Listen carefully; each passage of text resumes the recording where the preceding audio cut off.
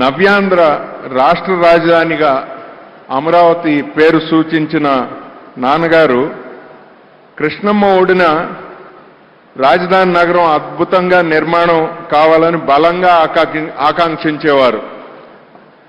ఆ శంకుస్థాపనకు కూడా గౌరవ చంద్రబాబు నాయుడు గారి ఆహ్వానంపై వచ్చి ఆయన ఆనందం పంచుకున్నారు.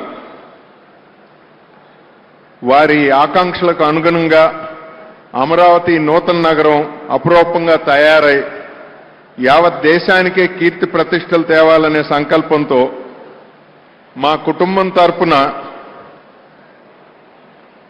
10 కోట్ల రూపాయలు విరాళంగా అందజేస్తున్నాం.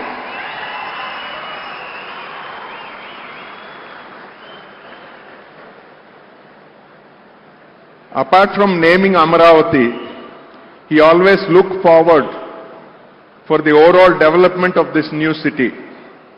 As a token gesture of the family for the continuance of his vision for this megapolis in the making, Amaravati, we are happy to present a check for rupees 10 crores to be used for the development of the city.